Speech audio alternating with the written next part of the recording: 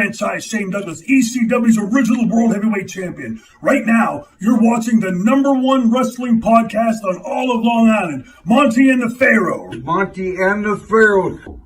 Monty and the Pharaoh. The Monty and Pharaoh Show. And you're watching the Monty and Pharaoh Show.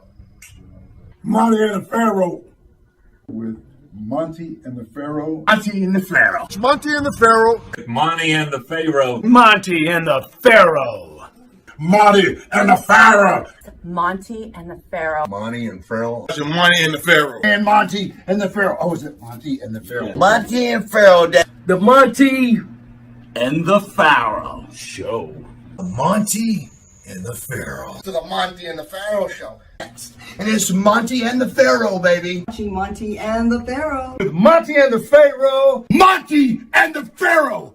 Oh, what a rush. We've got the future Hall of Famer, that rocker, Marty Jannetty, MJ in the house, and I'm sitting here with two more future Hall of Famers, Monty and the Pharaoh. We're doing that stuff and we gonna rock it.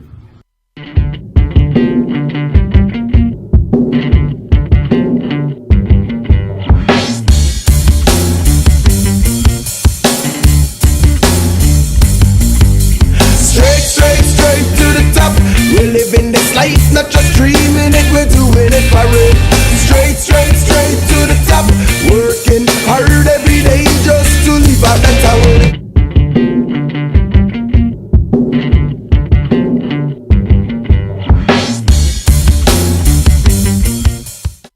All right, welcome back to Long Island's #1 pro wrestling broadcast scene, only here from Village Connection Radio, live from Rockstar Studios. A special Saturday edition, and at the board is my super producer, Mr. Stephen Miller. Stephen, how are you, my friend? What's up, Monty and the Good Pharaoh? good to see you. Thank you for Always covering good to be today, here. sir. We love you so much. And to the right is the star of the show, Mr. Jimmy Farrow. Jimmy, how are you? Hello out there in TV land, back again. So we just got back from the big event. It was a great day for pro wrestling, at least for me. Yeah, it was really wild. You was like smiling all day. You okay? Yeah, it was pretty good, pretty good. All right. And then I'm driving back, and all of a sudden, in my car, suddenly appear none other than UWF superstar Mr. Sonny Beach. Suddenly appeared. Right. Mr. USA Tony Atlas. I was trying to take the hubcaps.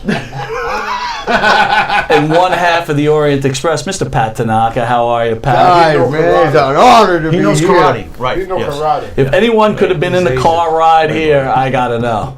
What is the deal with that, Pat? How come every Chinese guy knows karate? You know, I was thinking that to myself on the way here, and I think it was Tony that was saying something about being stereotyped. Yes. Right? I think so. You? Never. We can't talk about why you were talking about a stereotype about, So you you're know. going to blame the Why black not? guy. You know, yeah, exactly. Why does everybody blame the black man for? Because we're always into shit. What does that mean? Well, no, we always into something. We wouldn't let up. I was always into shit. My So mother would look at me and say, boy, what you up to? Every time she see me, boy, what you up to? Because, you know, we was always into something. So if it wasn't hubcaps, it would be something else? Well, yeah. What on earth? We still hubcaps, Right. chickens. You didn't take him back to hometown, did you, Sonny? Hometown. You didn't show him the hometown, did you? Yeah, we took him to Northport and we showed him a good Was time. he doing Went to the gym? Was he taking notes for the future House of reference? Hardcore? the beach. Sonny is terrible. Sonny was posting pictures, man. You Nice. guys were having sushi last night. The Some nice manager sushi was over at loving Miko. it. How Jason good? Irish, big shout out to Jason Irish and Wait a Miko. minute, you see, now you guys stereotype, but you didn't invite me to go have sushi. You were man. in What town, the- we Well, were you taking already know. with us. You already know why. You would eat sushi with us. Are you kidding me? You like sushi? Oh, I know you're in South Dakota now. Saying eat me. Come on, man. Dude, could you imagine eating sushi off Pat Tanaka's stomach? Yeah, come on. There's nothing sushi. fucking sexier than that. Oh, look out! So anyway, Miko, man, great place, right? Miko was a great Tony, place. what's your review on Miko? I love it. Yeah? It was fantastic. I got my octopus and everything. And then Crispy duck. Right. And then Sonny took me to show him his gym and everything. And he took me into his place. And I felt real good because that was the first time that I've been into a white person's house, but they were staying at home. There you go. Tony always talk him into I feel like we're still in the car. We're still in the car. We're still in the car. Oi. Northport's a tough place. It is. Oh yeah, it's a scary town, Northport. You might trip over a crack on the sidewalk. Well, you know, I'm Not me. I would have picked it up. well, Oh my God. Nothing better than some drug humor. Yeah. Listen, I want to lose focus on this show a little bit. This was a tribute to Rocky Johnson, who unfortunately passed recently, and I'd ask you guys to weigh in and maybe tell the fans out there your experiences with Rocky Johnson and your memories with Rocky Johnson. Whoever wants to start, by all means, have it. Well, the first time I met Rocky Johnson was in Florida. He was working in Florida by Eddie Graham at the time, and Bob Root was the booker. And I was supposed to just go around upstairs learning the business and everything. And I remember when I walked in the dressing room, I was getting dressed, and one of the wrestlers come and said, just wait till Rocky see him. Because Rocky was already the man with the belt. So Eddie Graham told Rocky and Maniac Mark Lewin. Maniac Mark Lewin. He said, they're going to take you back to Tampa with them, and you're going to ride with them all week. So I said, okay. So they take me to the hotel and everything, where I was staying, the boys stay at. That's the first time, the next morning, they take me, we went to the next show, and Mark Lewin was a heel. So back then, heels and babyface couldn't ride together. So they tell me to wait till they go to the car, and Rocky said, we're going to go around and pick you up. We don't want the fan to see you getting in the car because you're a babyface. So I said, okay. So I'm sitting in the parking lot. I'm looking, there's a van, and this van is going back and forth, back and forth. It was the only van in the whole parking lot. There's no cars in the parking lot, but there's one van. All of a sudden, this guy get out, and this girl get out. They kiss. The girl get in the car. She drive off. The guy looked at me. His name was Quick Draw Rick McGraw. And I said, Rick said, why are you still here? You got some, you got some ret waiting on you or something? I said, no, Rocky's supposed to pick me up. He said, man, them guys gone. And they left me. That was the first time I met Rocky. The second time I met Rocky, they wanted me to pick him up at the airport and all this stuff while working in Georgia. So wait a minute, that was just a rib though, right? They wanted to teach you a lesson? I mean, what was that all about? I could not tell you, what he did. I don't want to tell you what I experienced. I don't know if they were ribbon, but they left me. I mean, I was a new kid in the business, and they left me. I went to the next town. I got to give Rocky credit for this because I was so pissed off about it. I said, all you guys want to do is just fuck me around. I said, I'm quitting the business. Rocky said, no, kid. Don't quit the business. He did stop me from quitting the business because I would have quit right then and there. Right. I was so pissed off. The second time I met Rocky, he was coming in out of Georgia because they had Georgia Championship Wrestling, and when the first time that wrestling was on cable television, it went into 48 different states. The only states it didn't go into was Hawaii and Alaska.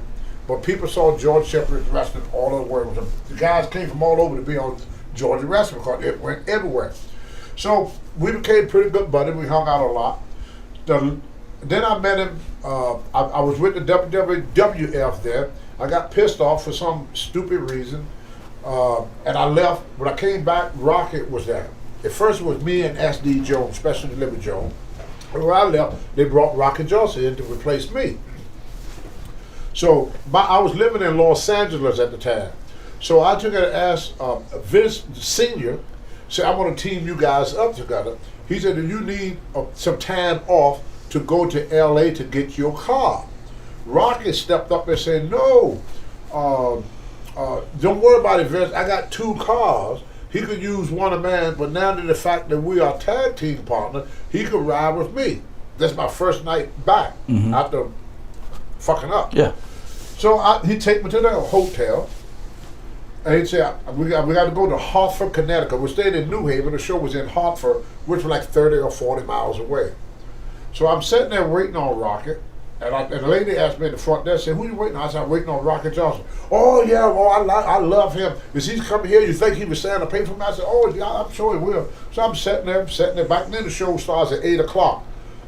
7 o'clock, you got to be at the show. So when 7:30 rolled around, no Rocket.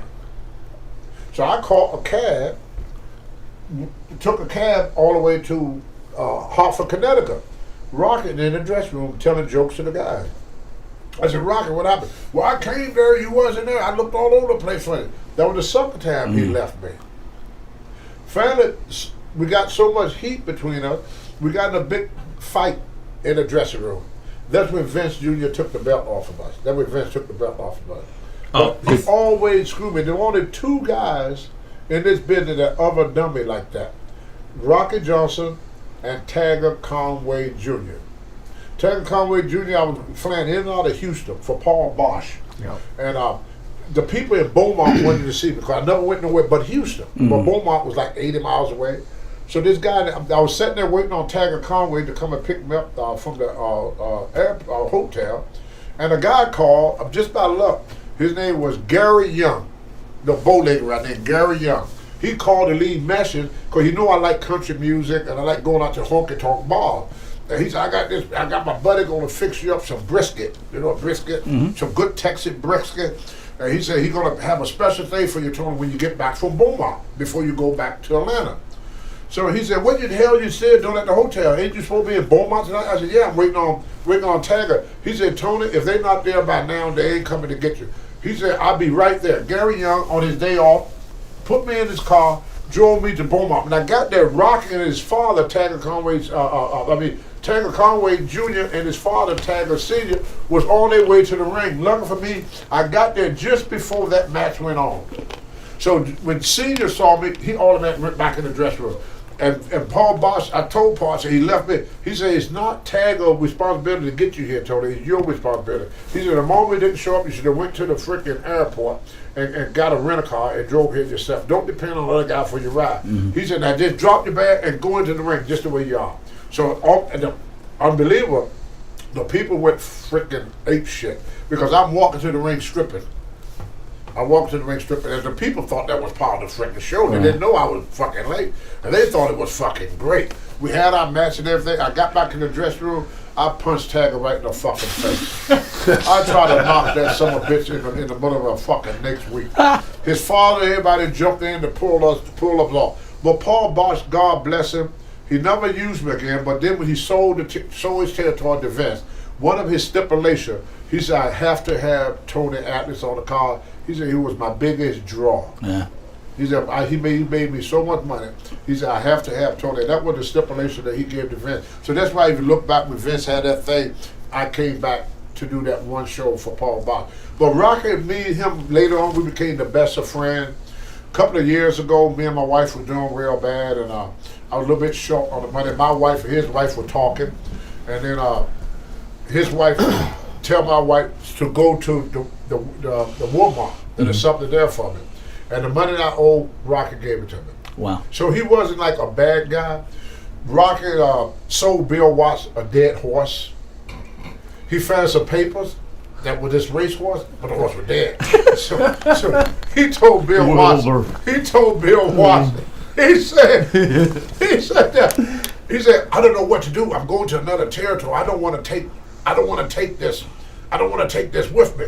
He said, I don't know what to do with my horse. It's a great horse. It runs a lot of races. Bill said, what's the name of the horse? So he showed him the paper and everything, all the stuff about the horse. Bill said, oh yeah, that's a great racehorse. He was going to use it for what called stud purpose. Yeah. He go to check on the horse. The guy said, oh yeah, that was a great horse. It was a shame he died. Rocky was gone. He sold S.D. Jones. See, Rick Montel never lived in America. He always lived in Canada. He just came here to work. The only days off, he'd go back home to Canada. So one time, S.D. Jones just started. This came from Antigua. He and Johnny Ross trained him, and he needed a car. So he made a good paycheck. Rocky said, hey, S.D., instead of ride with the boys and everything, I got a car that I can sell you at a good price. So S.D. bought the car. S.D. went to try to get the car registered. He couldn't get the car registered because the car do not belong to Rocky. It belonged to Rick Montel. So he went back. When Rick Montel came back from Canada, Rick wanted his car back. So now SD said, look, Rick, SD said, look, Rock, says the car don't belong to you. You got my money. He said, why didn't you give my money back so I can go buy my car? And Rocky said, where's the lesson paid for? Because SD car kept breaking down. SD, but at the time, it's funny, but at the time, SD was so poor, him and his wife, his pregnant wife, used to sleep in their car. He couldn't afford to get an apartment yet. Wow. And the first check he got, Rocky took it.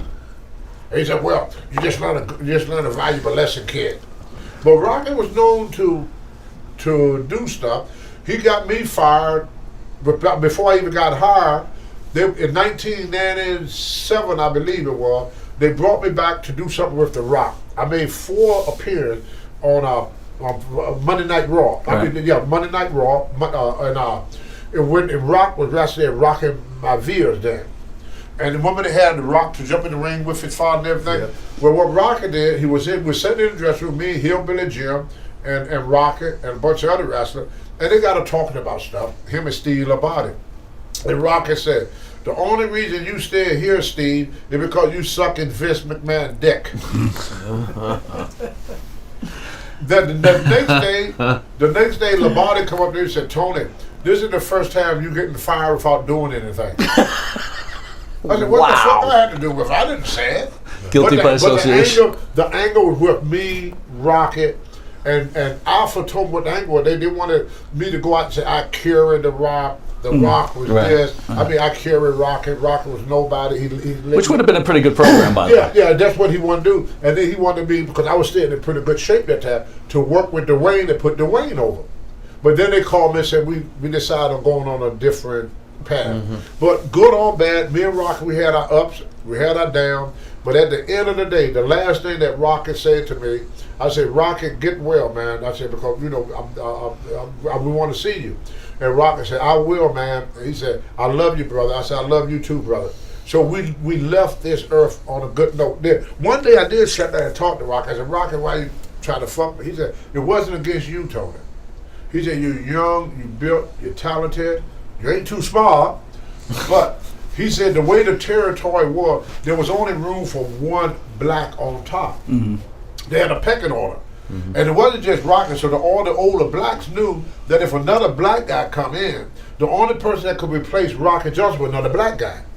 So that's why all my friends in wrestling was white. I didn't have any black friends. The only black friend I had was Ernie Ladd, S.D. Jones, and Rufus R. Jones. But when I was with Rufus was a top man, I was a bottom man, see? And then when I was with SD, I was a top man, SD was a bottom man. With Ernie Ladd, he was a booker.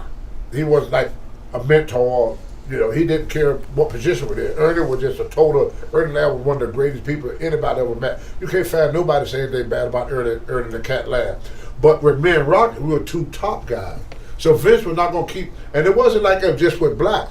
Mr. Fuji blocked every Oriental in the world. If you was Oriental Fuji, he did it to Tor Tanaka, he did it to Saito. That's why the only Oriental wrestler that anybody know in the WWF is Mr. Fuji. There he goes again. Yeah, there he goes. There he goes. But there was only room for one minority on top. Chief J. Strongbow did the same thing with every Indian. That's why you never saw Wahoo McDaniel, who I thought were the best freaking wrestler. Italian. Yeah. What's he doing? I'm sorry. Yeah, but that's how it was. But that was his gimmick. Right. So if with Wahoo to was a threat to him. Right. So all the ethnic guys was fighting against each other for the top position. And so I didn't know none of this stuff until after my career was all over. That's why I didn't really blame Rocky, because Rocky didn't do it as hatred. He didn't do it to me out of spite. He did it to me out of survival, because they was gonna fire Rocky when I came back. And Peter, my wife, talked to Vince Sr. and said he got a kid, he got a family. Don't fire Rocky. He got nowhere to go. He said, let him stay. So Vince came to me and said, what do you think of you and Rocky tag team? He said, if you want him to go, Tony, I would get rid of him tonight. Vince Sr. told me that. And I said, no, I think it'd be good. I think it'd be a great thing. And then history was made. We're going to take a quick commercial break, and right after that, we're going to return with one half of the AWA Tag Team Champion, Mr. Pat Tanaka, and me with the Rocky Johnson story.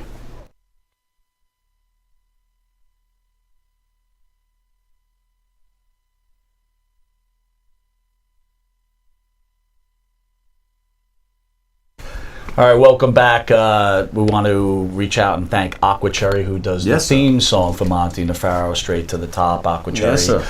Aqua Cherry's music could be bought on Reverb Nation or Where Music's Sold, and big up-and-coming band, which we love. Pat Tanaka, welcome aboard, sir. How you doing, guys? All right, man. What's going on? Good. Oh, I'm just hanging out. You know, listening to all these stereotype things here. Oh, jeez. Oh, jeez. Were you on Fuji's list? I was, unbelievably. Fuji, I wonder why. It wasn't because I ate sushi.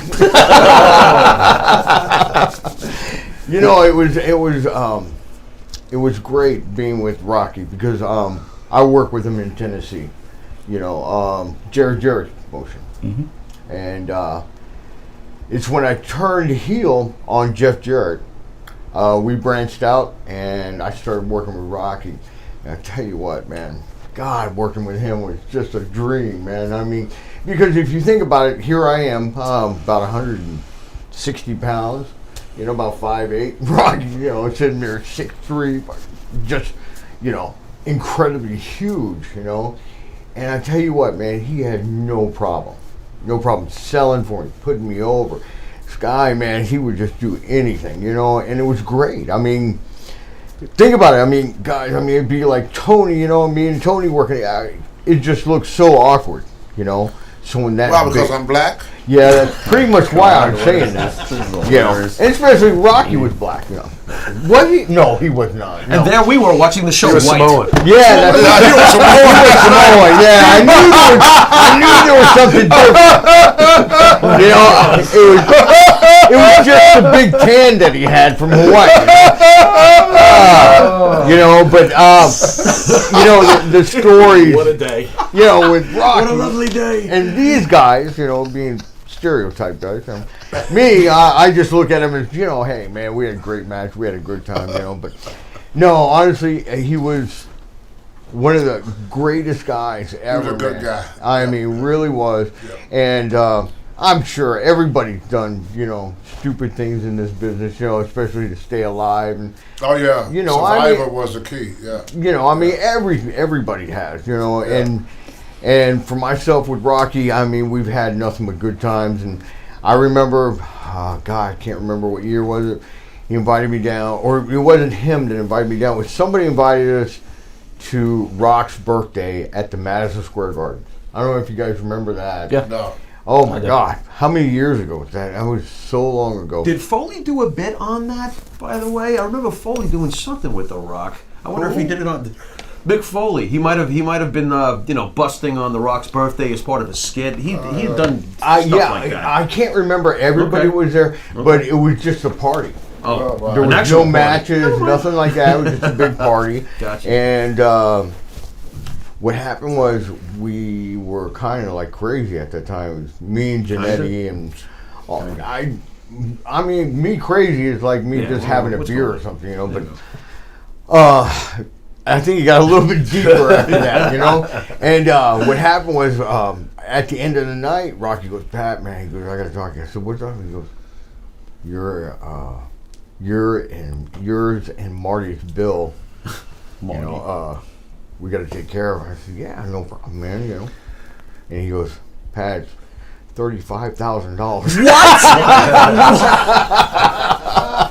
And I looked at him and go, what was her name? Huh? What was her name? And that's what I was trying to figure out. What was her name? Yeah, that's a lot of money. It was, and it was not her. It was him. It was Jose. Was him? I was wondering when you were going to start talking about the real Rock. Yeah.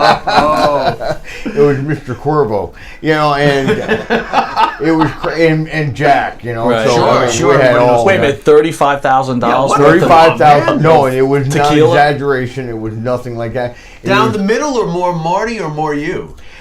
I want to know specifics. I'm just gonna bury him. I've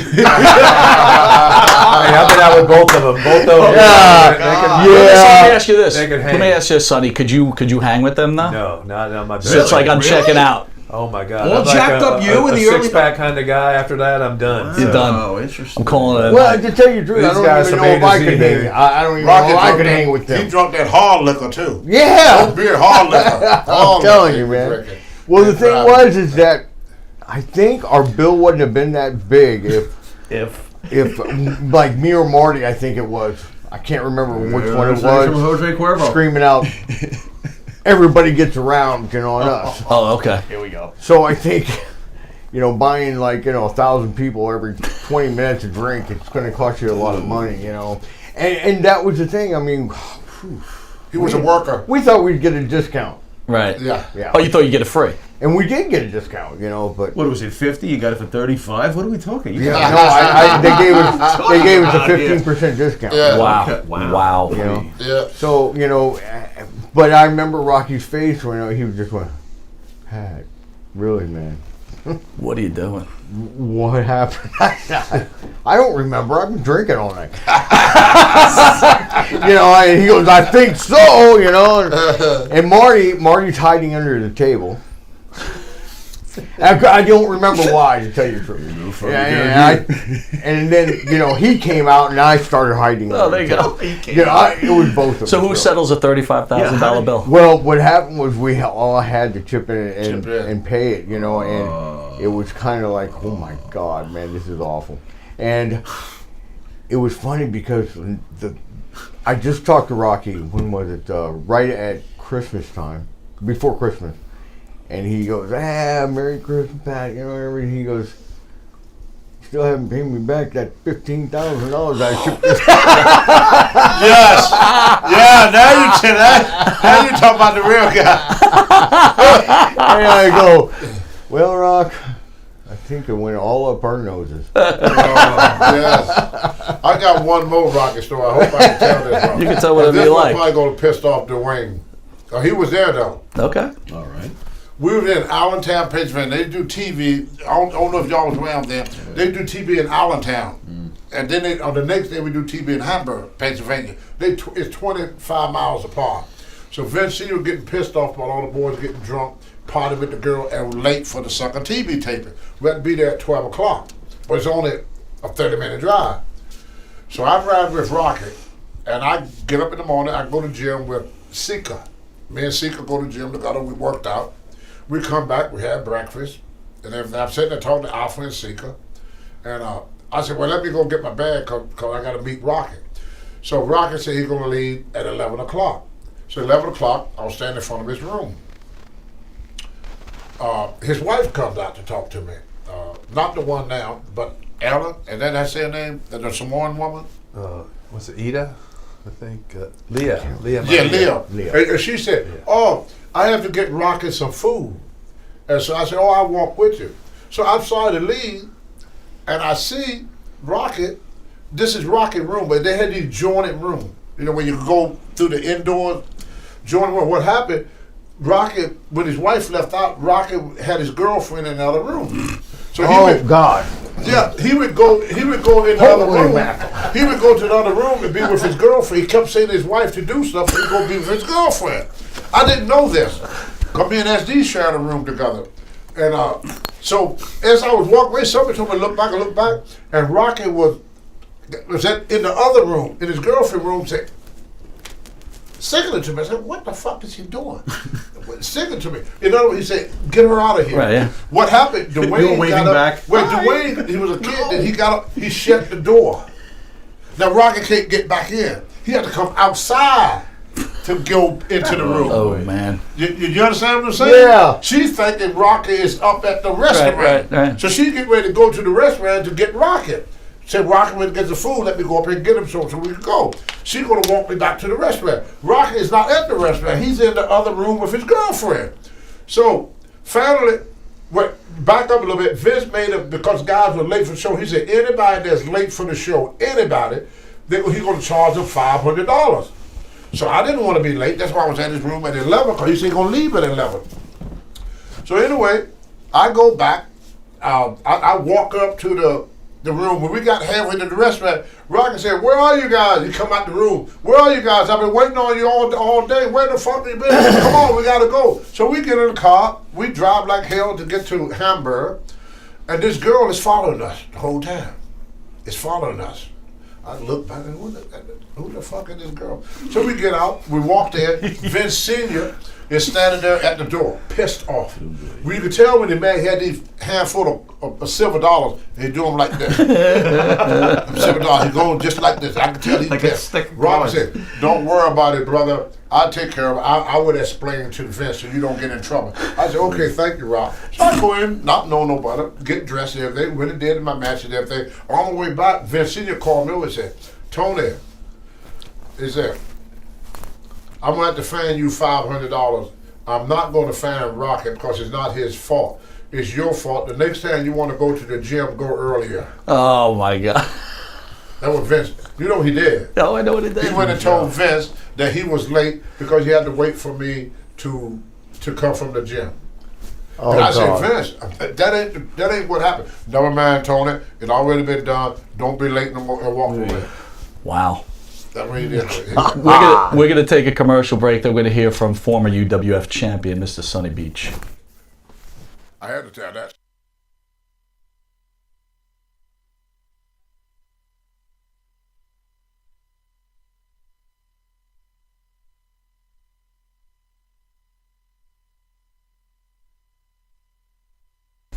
Mr. Sonny Beach. Mr. So Monty. first, congratulations on the new episodes of Dark Side of the Ring. You want to tell a few people what's coming up with you involved? Yeah, they're doing a special on Herb Abrams for the UWF promotion, and it's going to be airing sometime this season. I know we shot it back in November here on Long Island, our parts to it. Brian Blair, Mick Foley, a lot of the UWF people, Lenny Dude, one of the executive producers from the beginning of UWF, he's on there. Tells a story about Herb Abrams, how he lived, how he died. A lot of inaccuracies about Herb were corrected, hopefully, on the taping. Some stuff that people didn't know. He did have a good side about him, but he also had his demons. So they're going to show the whole, from A to Z with Herb Abrams' story.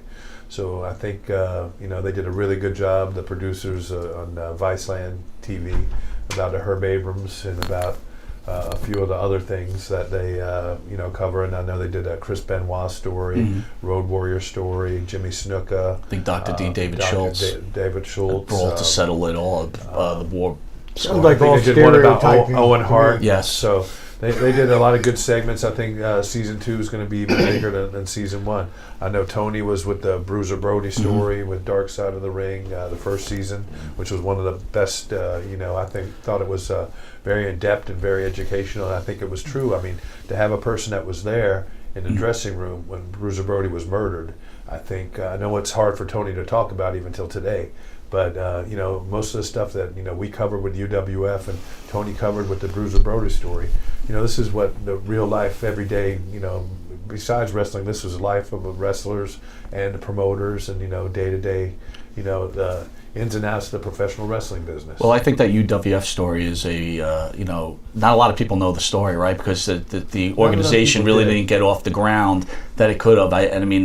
I recommend it because I loved the UWF when it started, and that's going to be a hell of a story. I mean, if he had more funding, I think Herb Abrams could have done a lot more than what he did. But I think what he had to work with, he did a pretty good job at. For the short time he was here with us and in the wrestling industry. But I think the story's going to set a lot of the records straight. And I think with the guys that lived it, Brian Blair, Jim Brunzell, the Killer Bees, Paul Orndorff, Cactus Jack Mick Foley.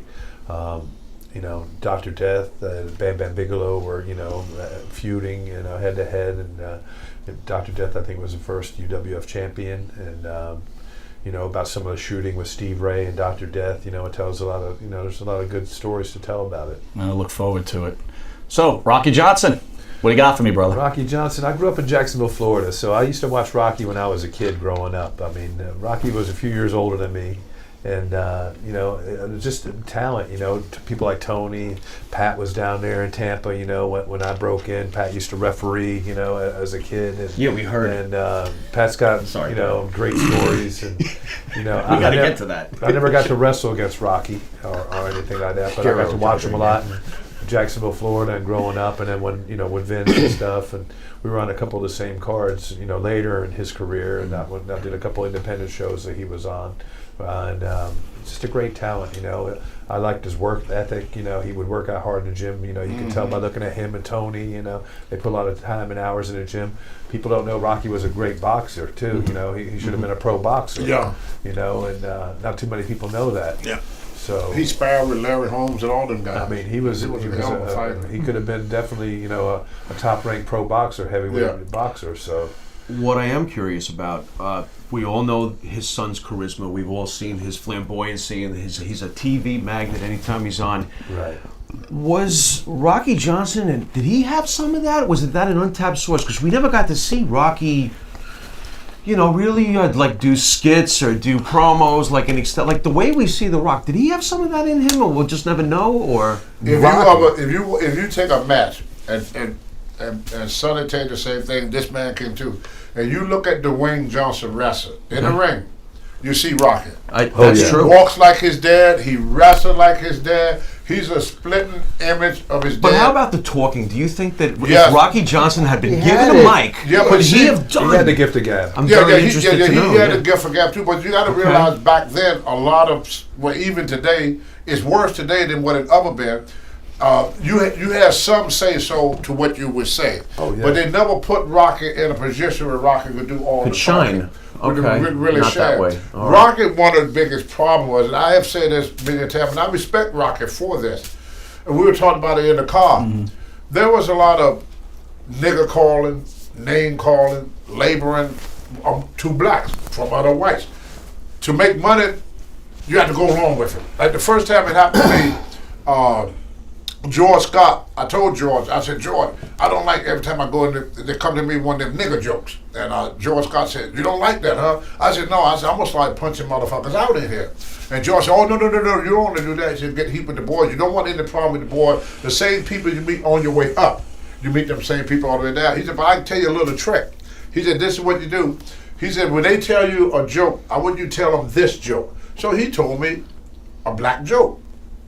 I said, why would I join them? He said, just do what I say, Tony. So I did. I took it. They told me a black joke. I told them a black joke. They told me another black joke. I told them another black joke. Then they found out it didn't bother me. So once they found out it didn't bother me, I would come to the bars and I would tell them a black joke. Tony, we don't want to hear that shit. We don't want to hear. So they just left me alone with it. But Rocky, first of all, is Canadian. He's not American. Right. He's from Canada. It got to him. He didn't like it. Rocky wanted to be respected as the same. He wanted the same respect that another guy they have a problem with Thunderbolt Patterson. Ernie Ladd took it. You were with Bill Watt. Ernie Ladd. But do you think that is why Rocky treated people like he treated you because he's anger and not being respected? I don't know. I wouldn't say it was anger. I think it was Rocky was constantly fighting for the same respect as the white wrestler was getting from each other. Mm-hmm. And Thunderbolt Patterson was in that same category. I mean, Bobo, you could call him a nigger, walk away. You could call Rufus R. Jones, you could call Tony Atlas, you could call any, but not Rocky. Rocky and Thunderbolt couldn't handle that. They couldn't have that racial talk. But that was just the boys during that time, especially during the 70s, what I'm talking about. Where it was a lot of it in the 70s, not so much when Sonny came, but I started, in the 70s, where about 60% of the wrestlers had KKK cars in their pocket. So I asked George Two-Ton Harris, who was a Klansman, I said, why do y'all dislike black people so much? And this is what he told me, I never forgot this. He said, to get me all the speeding tickets. In North Carolina, because having the police department in North Carolina during that time were Klansmen. Right. See, we keep forgetting. Me and Rocky, we were the first black champions in wrestling, and it happened in the 80s. It didn't happen in the 60s. Mm-hmm. It happened in the 80s. And then if you look back on it, Vince brought me back, but he never brought Rocky back. When me and Rocky lost that belt, that was the end of Rocky's career. He was at the height of his career, and they never picked him up. When WCW started, Thunderbolt Patterson never got booked again. Because these two were two guys. Rocky had another problem too. was not racist. Rocky was not racist. So Rocky figured if he liked a woman, he didn't care if she was blue, white, green. He liked the woman. But Rocky figured he could just date any woman he wants. What he didn't know, the worst thing that Rocky could be around during that time was a white woman. He knew it, but he was like the old Jack Johnson, the first black world champion. Okay. I mean, in 1910, Jack Johnson was dating white women, you know. But there was a lot of people in the business at that time that didn't go for that. When I first started in the business, George Scott told me, said, Tony, these are the rules. Keep your mouth shut, do as you're told, and stay away from white women. Those are the rules. And I asked him why. He said, well, the blacks is not going to like it because they think you're too good for to be with your own kind. And he said the white just don't like it. He said, just remember that if you want to keep fans, I just don't like it. Yeah, you have to you got to give the people what they want. The fans didn't like it. And that was just the way the world was. See, we're a 400-year country. The country is 400 years. Me talking to Sonny, talking to you is only 50 years old. So we just now, as Americans, living together, and people are still not used to, even today. True. People are still not used to. My question's a Pat. Growing up in wrestling, did you face the same kind of trials that Rocky Johnson or Tony Atlas? Are you a family? I wasn't stereotyping. I'm joking. No, seriously. No, honestly, man. The Asian kid knows karate. Yeah. Karate, so I didn't fucking worry about it, right? No, honestly, for me, when I was in this business, I was a kid, man. I didn't care. I didn't know. And how old were you when you started? Please? Shoot, I was young, man. I think I started refereeing when I was 13, 14. Yeah. And then, so, I mean, really, race was not there for me. It was age then. You know, you got all these big stars that are older and everything. They're telling me this, they're telling me that. So I pretty much, because when you're that young, you're idolizing whoever is on top. And you're idolizing the guys on bottom. Because they're teaching you all the way up. You're stepping up everything you learn. You know, you're learning from think about it, icons and people that are important to you, right? So you're listening to them. You're learning everything. Now me, I was listening to a lot of wrong people too. You know, I mean, drink this. Yeah, exactly. Try this. You know, Marty Jannetty. Yeah, now Marty was growing up with me. Now, been around for a month. Yeah, and that was the thing. You know, I mean, now honestly, you know, the guy that I started riding with when I started refereeing was Jake. Jake the Snake. Oh boy. You know? That's your first and Say then your prayers and take Ric your Flair. vitamins, huh? It was me, Jake, Ric Flair, Roddy Piper. I mean, Magnum TA, Dusty Rhodes. I mean, I got to ride with all these guys. Well, I wasn't riding. I was Barry driving. Windham, all those guys. Oh, you were the driver? I was the driver. There you go. You know, and So you had to stay straight sometimes, no? Nah. we used to have a shirt. Now, in Florida, do you remember this, Tony? There was a shirt. Remember this? There was a shirt called Leader of the Pack. Whoever drank the most beer on the way back from the town or to the town wins the shirt.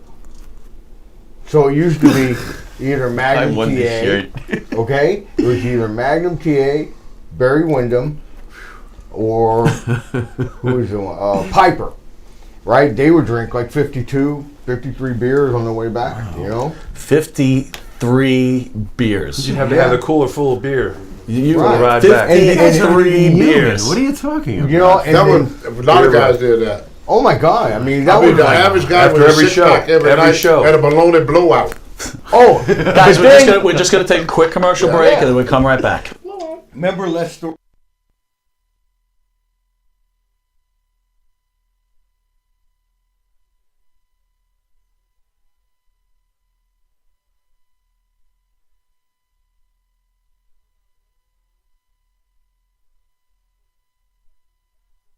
Started drinking. Well, Look, the fans don't know, but we took about, I don't know, 40-minute drive together. I heard stories that blew me away. So I'm going to ask a few things that triggered me, and please, if you don't want to talk about them, don't talk about them. But if you want to talk about them, please do. Hey, this is the Monty and the Pharaoh show. Anything goes. Yeah, really. Yeah. All right, so Sonny, I was hoping you'd tell the fans out there that Sheik story. I'm going round robin, so it's going to go this way or He's like me, my We were on an overseas tour one time, and we were in Santo Domingo, and we were coming back, international. We went through Miami at International Airport in Miami. And down there, you go through customs when you come back. And Sheik's, been known to party a time or two. And he likes his gimmick, and he's done everything from A to Z. So he had some gimmick with him when he was coming back through customs. So the little customs dog, they got the drug-sniffing dogs and everything there. We're coming through international customs. All of a sudden, the dog goes crazy on Sheik, runs up to Sheik, does a beeline right towards Sheik. The dog starts going, and he sits down right at Sheik's feet. Sheiky, nice doggy, nice doggy, nice doggy. The doggy knows Sheiky here, Sheiky. And the customs agent's looking at Sheik, and the customs, thank God he was a wrestling fan. He goes, oh, Iron Sheik, can I have your autograph? Hey, how you doing? She said, oh, it's okay, Bubba, how are you? He goes, you have a nice little doggy here. Nice little doggy. So the Sheik gives him an autograph, and the guy looks at him, and the dog's going crazy on Sheik, and she goes, okay, I have to go to get my bag. Goodbye. And the guy's just looking at him, shaking his head, and he knew the dog was going crazy, and doing what he's trained to do, and he let Sheik go. It was like unbelievable. And I'm like watching Sheik's getting busted. Big international, drug incident at Miami airport. We're all going to be in the paper and the news and everything. And Sheik talked his way out of it, just petting the dog. Nice doggy, nice doggy. He walked off. And Sheik, unbelievable. It was Sheik seemed to get out of a lot of stuff. And then he goes, Sonny Beachy. Does his gimmick. Sonny with the abs. He goes, I can't believe it. The doggy dumped the Sheik. The dog dumped the Sheik. I mean, Sheik was the scariest guy in the world to be with. He really was. Like, we were going to Canada.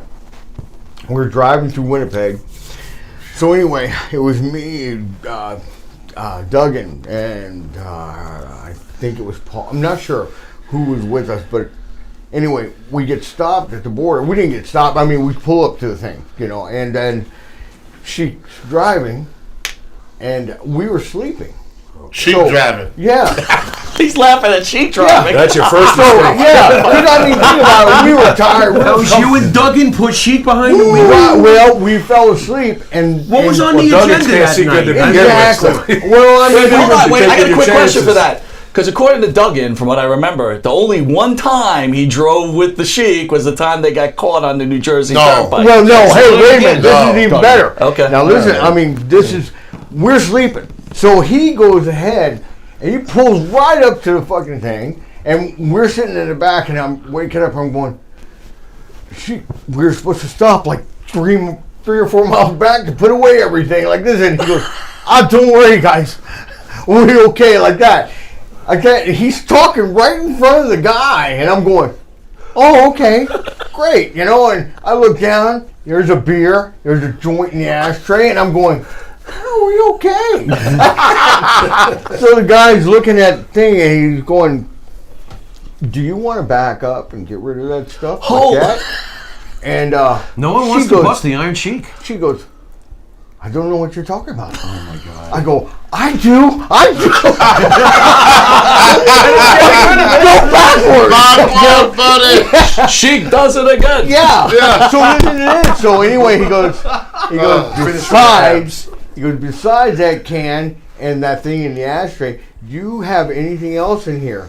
And he's going, I don't know what you're talking about, officer. Oh my God. And I'm going, Sheik, the trunk, man. We got to get out of here. Back up, man. He's going, shut up, Patrick.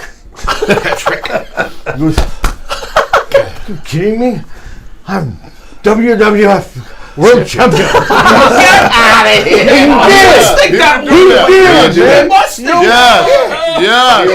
He let everybody know it. Yeah, he did, man. He did know it. You would know it after you told him. So this is what he does. He goes, don't worry, officer. He pulls out this big old package of fucking pictures of himself. Right. Santa. I autograph every one of them for you. I've seen it 1,000 times. Okay, I autograph every one for you. They loved him. So yeah. That guy hands it to him. He goes, you gotta pop your trunk. He goes, what? I'm going, oh God, please, we're going to prison for the rest of our lives now. So anyway, there's a case of beer right back there. He goes, Sheik, I got to take that. He goes, no, you're not taking my beer. Like that, and we're all going, take it, man, take it. It's a fucking case of beer. Fucking hell, take it like that.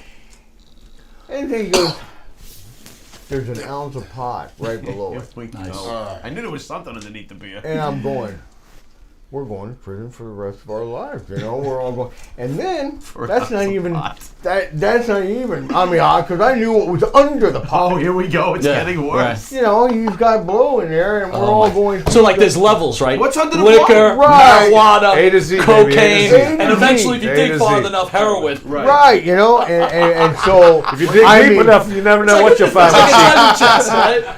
Honestly, Turkish man, hashish. Where's the angel dust in the glove? Yeah, exactly. So I mean, we just said. I mean, I said. Sorry. I mean, I told him. I said, man. I said, you know what? I said, I'm not feeling good. I think I'm just going to stay here in the States. I'm going to call someone to pick me up. And they're going, no, man. We gotta go through this stuff. You know, I'm going. Gotta go through what? All your bags, everything. And I'm looking at you. We're all going. We're gonna kill you. Duggan's going.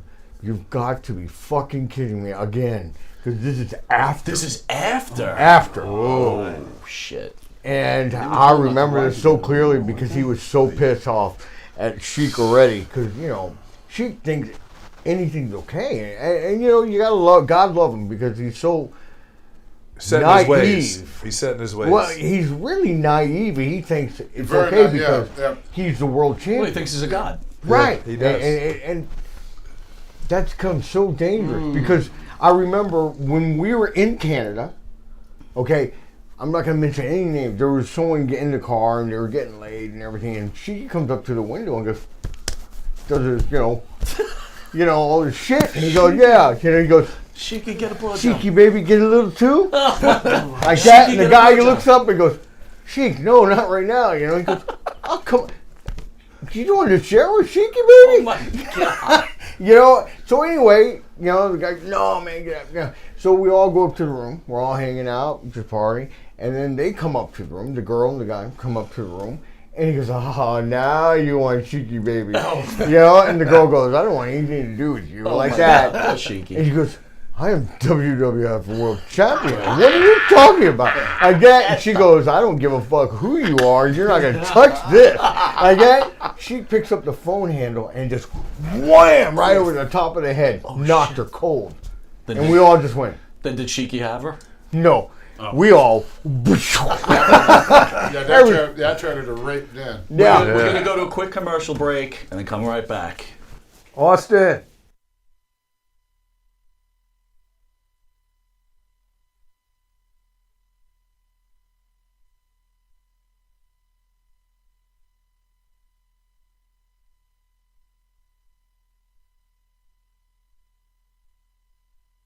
All right, welcome back. Sticking on the subject of the Sheik, Tony, you. This is a wrestling mark-out question right now. Okay, so we all know Bob Backlund dropped the title to the Sheik. Did Backlund have a problem dropping the title to the Sheik? No, he had a problem dropping the title to Hogan. See what it was. They sent a note to the office. They wanted a wrestler that was over 6 feet tall, over 300 pounds. Among some of the people was Gorilla Monsoon, John Studd, Andre the Giant, and Hulk Hogan. When it became day for the audition, the only person that showed up for the audition was Hogan. So Hogan got the part, which was probably the best thing for the movie. A lot of people say it would have been Andre should have been in the movie, but Andre was making plenty of money, was happy. Monsoon was the promoter of New Jersey, so he didn't need Plus, the Senior money. didn't want you guys do a movie. Well, they too, wanted right? a big guy to be in the movie. See, a lot of guys were making good money. They don't think about a lot of wrestlers. They would pass up a lot of other opportunities because they didn't need the money. So it's the same way today. You call a guy, you tell him I give you X number of dollars, he don't need the money. He said, no, I need this. You know, so otherwise they're not going to show. Some guys, you don't pay them $100,000, they're going to sit home. You call a lot of guys, I give you $1,000. Screw you, I'm not working for $1,000. You know, and they won't do it. Well, that it was always been that way. Well, certain guys, they wouldn't work for a certain amount of money. You know, Sonny could tell you this. But anyway, make a long story short, Hogan started selling out everything. The person that gave Hogan his break was Vern Gagne. Hogan never got a break in this business. I was going to wrestle Hogan one day in the garden when we did our Master Cruncher. Vince Sr. come in and said, "Tony, what you want to do with the big dummy?" And Hogan sitting right there. You know, but God, they wasn't doing nothing with it. He was in Georgia. Ole Anderson would use him in Georgia. But I don't want to keep it on Hogan because you told a story which I had never heard. No, this is the beginning. This is the beginning. Good. Good. Thank you. And so Hogan made a deal. He said, the first day I come there, I want to win a title. Backlund said no. Because Backlund was that old school, and you can't see a lot of these old time wrestlers. The champion back in the old days was the best you could have. And the thing about wrestling that is different then than what it is now is when you park your car in the 70s or in the 80s, you park with the fans. They had no separation between the fans and you. We had territory. We didn't fly everywhere. So we went to the same towns every week. So you was always among the fans. And they were scared to put the belt on somebody that couldn't really defend himself in real life, because you get your butt kicked in real life. Because back then, people, they kayfabe. If there was kayfabe, they didn't want the people to know that it was a show. Backlund didn't think he was tough enough. That's basically what you're telling me. Well, yeah, because he didn't have an amateur background. Interesting. Okay. He never wrestled or have a amateur. Now his brother, on the other hand, Hogan's brother, was the toughest guy in Florida. He was in the Hell Angel. Everybody know about his brother. Right, you go to Tampa, you ask about Hogan's brother, people started wetting on themselves. That's what I hear. I never met him. Yeah. I think he died, but he was. What I hear from people, he was the roughest SOB, and he was bigger than Hogan.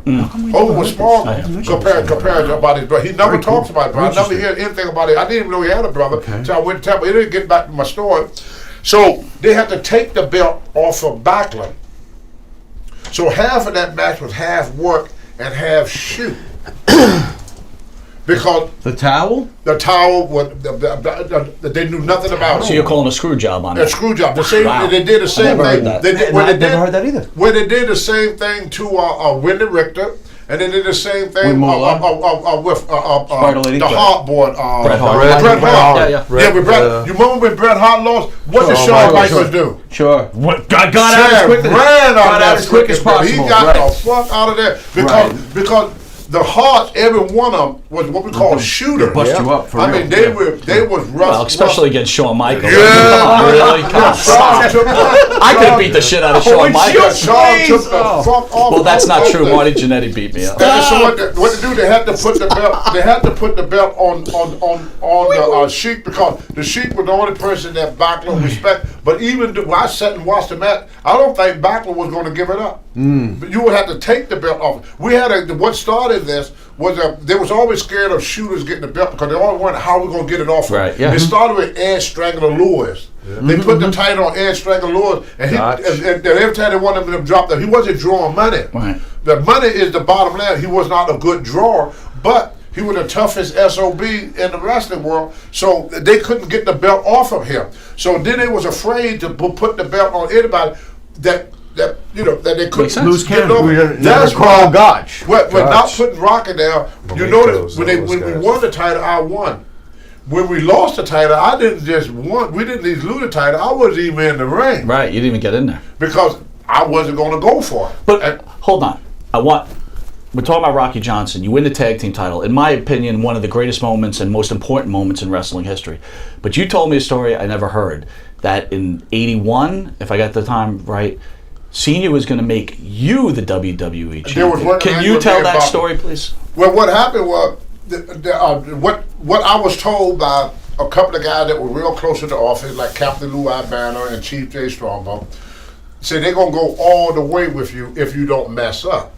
They said they're going to put the belt on you and SD. The day that they supposed to put the belt on me and SD Jones, I got pissed off, jumped in my car and flew to LA and stayed for a month. Nobody knew where the hell I was at. When I came back, Rock was there. But their plan was, before I done that, they were going to put the belt on me and SD Jones. At that time, the Moondog was in Japan. they was going to come back from Japan, and they was going to take the belt off of us. So we were like what they call the intermediate champion. Like a transition champion. Transition champion. The same thing they did with superstar Billy Graham. Right. You know, transition champion. And then what the Sheik was a transition champion. But I screwed up the whole thing because I didn't show up.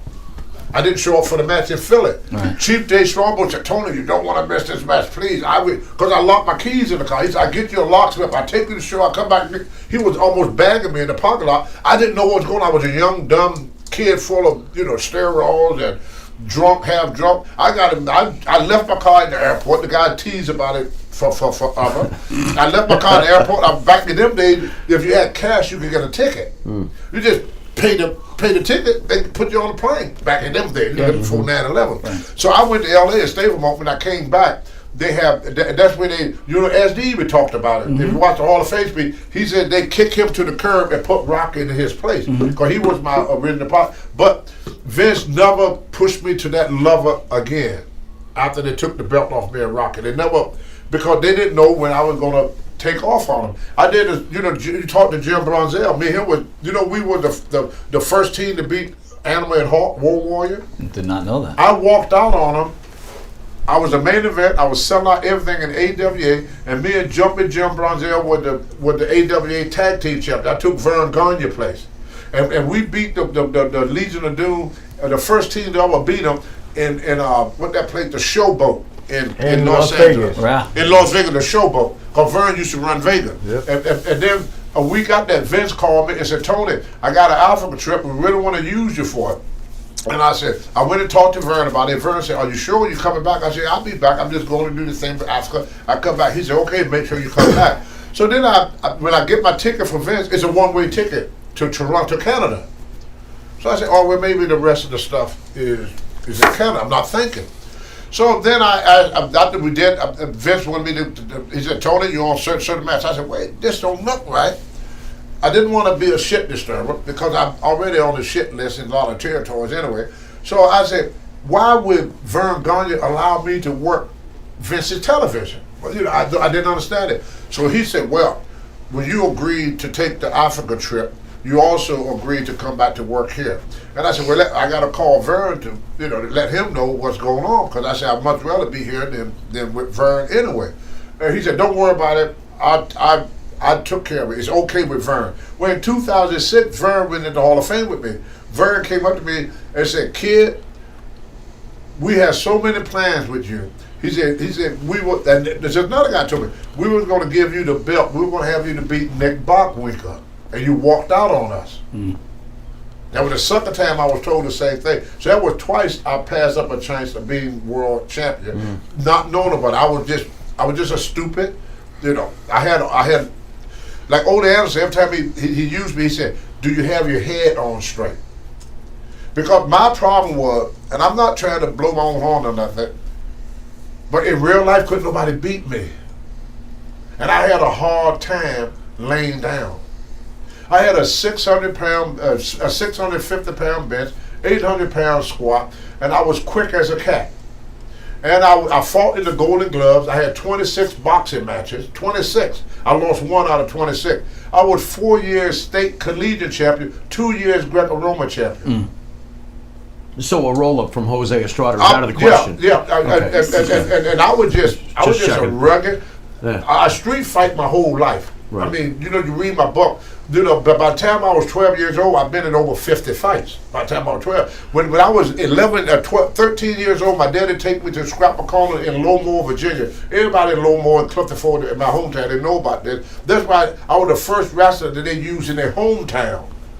Because I got what we call a high tolerance to pain. I mean, I had women that punched me and kicked me in the face for fun. It don't hurt. A woman hit you like, kick you in the face with big heavy boots, she break your freaking jaw. But my dad used to make bets. He taught me where to hit a person at, to catch him on his chin. And he taught me how to hit. He said, if you ever hit a man and he don't go down, he gonna walk around behind him and see what's holding him up. So he said, son, I'm gonna teach you. He said, you don't need to know all that fight. You just know how to just that one good punch. Mm-hmm. So I practice. I got that one good fucking punch. And when I hit you, you got to go. You're not going to stay here. If you stand and after I tag you, I'm going to walk behind you and see what's on you. So I had this thing about me that I knew you can't beat me. I didn't give a fuck how big you were. I remember SD Jones used to always tell me I wanted to fight Andre so bad I didn't know what to do. I could taste it. I did. I wanted to fight Andre and SD Jones. Boss man. No, shoot. You wanted to fight Andre in a shoot. Yes. Oh, okay. I wanted it so bad. I means it? Did you hear I that? could Yes. almost taste it, but Oh my God, bro. I learned my lesson about that. So anyway, I end up in Japan, and guess who I got across the ring from? Oh yeah, Andre the fucking Jank. And SD kept saying, boss man, you don't want to fuck with the Jank. The Jank will kill you. The Jank will kill you. You're fucking stupid. You have too much gimmick. Too much gimmick. You can't beat the fucking Jank. You can't beat the Jank. I don't care how strong you are. You can't beat the Jank. You can't beat the Jank. I said, SD, I tagged the motherfucker. I would drop him like a tree. The bigger they are, the harder. But don't go for Andre. Don't go for Andre. You're stupid. So anyway, I wrestled Andre. I got a picture of it. It's on the internet. Yeah. What did you do? So I'm wrestling Andre, and all of a sudden out of my head, I had a pretty good drop kick. Oh, here we go. I tried to drop kick Andre to knock him off his feet. Right. You ever shoot a bow and arrow? Yeah. This is Andre. This is Andre. I go up, I hit Andre, I go through the rope. Just like that. Andre reached over, grabbed by the top of my fucking head. Felt like a pair of vice pliers. He lifted me up off from the floor. From the fucking floor Where were the rubber to the plants? mat by my head. Oh my God. I felt, I'm like, my feet is kicking in the fucking air like this. I had no idea what I was messing with. I never met a man like this. Andre put me up to the ring. What you doing? I said, I won't do that no more. He said, okay, and he released me. I dropped to the fucking floor. Now he gets in the ring, but now he's gonna punish me. He said, I'm not gonna check your oil. I said, good. What do you mean by check your oil? Andre will lay you on your stomach. No. Take his thumb and ram it up your butthole. Nice. Great. And you couldn't move. How you gonna get way over 500 pounds? You couldn't get him off it. Human so colonoscopy. what Andre did to me, he backed me up to the corner. Now a lot of people you look at on TV, it don't look bad. Right.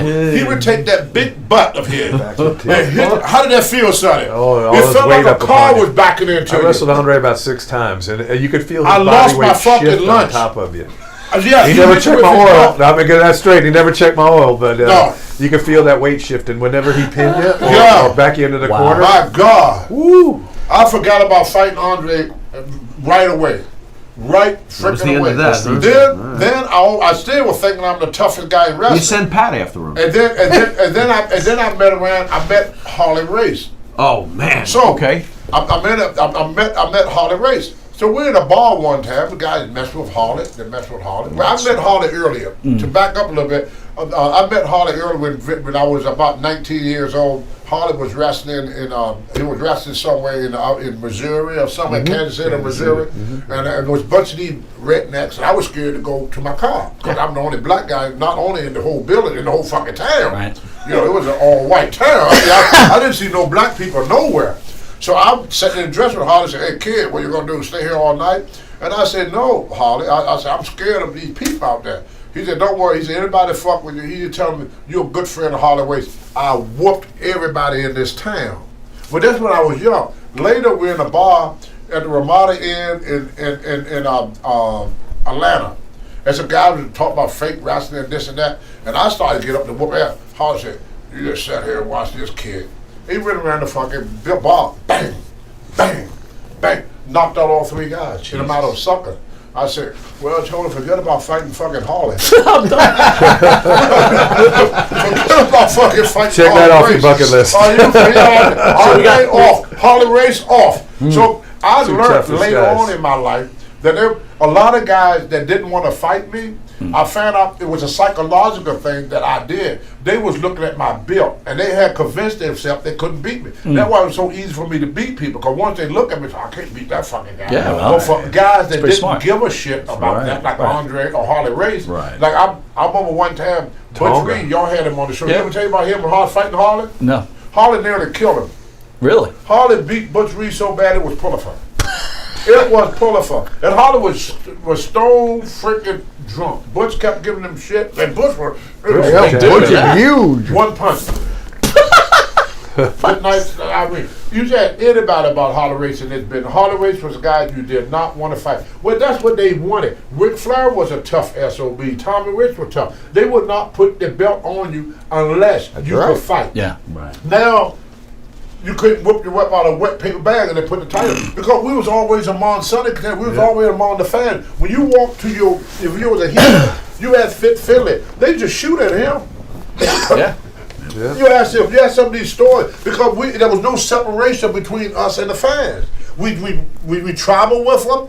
You go to the hotel. All the arena reps was at the hotel. Yeah. All the fans was at the hotel. They knew where we stayed at. They knew where we ate at. They knew our schedule. They knew where we lived and everything. They knew what town you were flying into, what airport, what They airline. knew Wow. They showed it. So they kept up with wrestling. So if you got into it, I'm not going to call this guy name. He's a good friend of mine. I just give this hint. He was at the show today, but I always told this story, but I never used his name. He was in a town one time. I'm not even going to name the town because then you start putting two and two together. I love this guy. I love him. Loving him to death. And he was in a town one day, and we all of us had a study girl that we see. Well, anyway, he met a new girl. So the old girlfriend showed up. So they got into it. The old girl didn't like the idea of him being with this new girl. So she went home and told her brothers. So they're going to come back to teach this guy a lesson. Yeah. When they looked in, they saw who it was. So they said, oh shit, we don't want to mess with him. He's so-and-so. Right, yeah. He's so-and-so. So anyway, they said, one guy came up with an idea. So they went in and started banning him shots. They got him sloppy, freaking drunk. We could barely walk. Right. They said, oh, let me help you to the car, brother. Well, he had 3 more guys waiting outside with pick handlers. Jesus. So when he got outside the bar, they beat the crap out of him. You probably know who I'm talking about. With pick handlers. You hear about this, right? With pick handlers. He came to he just won the belt. He came to the match the following day, the promoter fired him. Because he got his ass kicked. If you lose a fight with a mob, That's right. you was fired. You're done. That's why with Gorilla Monsoon, when Muhammad Ali got in the ring with Monsoon picked his ass up and threw him into the 3rd row. You could not lose to Mike Tyson. You could not lose to Muhammad Ali. You could not lose to Bruce Lee. You could lose to one of the boys. Right. But not to a fan. You was gone. You was gone. So they was very, very careful. I remember when they first wanted to put the belt on me, they were going to take the belt off of Ken Patero and make me the Mid-Atlantic champion. Intercontinental champion. No, that was Mid-Atlantic. Mid-Atlantic. Charlotte. Gotcha. Mid-Atlantic. And they want to put the belt on me. I remember Paul Jones, who was real popular. They don't talk about him much. I mean, they were real popular. They were Paul Jones. Yeah. Him and Wahoo Mike Daniel, Rufus R. Jones, and Black Jack Mulligan was in the room talking because we used to go there to pick up our checks. And then all the top guys would stay so they could discuss what they're going to do for the rest of the week. They say, you're going to be, like they say, Tony, you're going to be married to Sonny here, which means we're going to be working a program. Working together. Yeah, we're going to be working against each other. So we would just discuss what we're going to, what we're going to do for the whole week. What towns, what angles, whatever. Yeah, what angle we're going to do and how we're going to make this work. We all knew what the final outcome was going to be, but how you're going to get to that point. But anyway, I rode with Rufus R. Jones, and I remember George, one of the wrestlers, I can't remember if it was Blackjack or Wahoo, that said, can he fight? And it was Wahoo. Probably Wahoo said, can he fight? Said, we know he's a good wrestler, but wrestling got nothing to do with street fight. Can he street fight? And I remember the guy said, well, I know somebody could find out for me. But they had this, now there's another tough SOB that would not fight, Sweet Hansen. Yeah. Big Swede. Woo! Brother, Godzilla. Looked like him, fought like him, and it's so freaking strong. I took him to the gym for the first day of my life. He bench pressed 500 pounds. Wow. Never worked out a day in his life. Just a natural, we call him raw strength. Had that raw strength. Kind of like John Leith or Jonathan. The same thing. He was like raw strength, never worked out, but just incredibly strong. So he take me to this bar. I walked in, they got Confederate flag, Stonewall Jackson here, What's your name? Robbie Lee there. It's looking good so far. Go Oh on. yeah, now I'm sitting there. I know the other walk in this freaking bar. Bikes on the outside, Harley Davidson bike. People in the bar with colors. You know, with colors on it, right? Yep. So you see colors. You got problems, yeah. You got problems. So anyway, this girl, they had a little strip place and pool tables, all that, old fashioned bar. They had everything: pool tables, strippers, food, beer, just like a Walmart bar. So anyway, the girl came over and she said, "Hi, how you doing?" I said, I'm doing okay." She slapped me and said, "Nigga, don't you keep texting me?" I said, "I didn't text you." The guy from the table took a pool ball and put it in his fist. Came over and drilled me right in the fucking face. Wow. With a pool ball in his fist. Another guy whacked me across the back with a pool ball. The guy on the bar threw a beer mug at me and tried to leg down me. Well, I started just swinging like crazy. I'm scared to death. I don't know if I got hit or if I'm bleeding or something broke. I get outside. The guy that brought me to the bar, he's sitting there with his arm folded. He said, "Hey, very good, kid. You can fight." He gave each one of the guys $20. Oh my God. Wow. They wanted to see if I could fight. Yeah. They found out. Back then, they used to test you to see if you were That's tested. right. It was hazing. They did hazing. And they wouldn't put the belt on just anybody. Sure. And that's why a lot of people didn't like Hogan because he was never hazed. See, they knew Hollywood.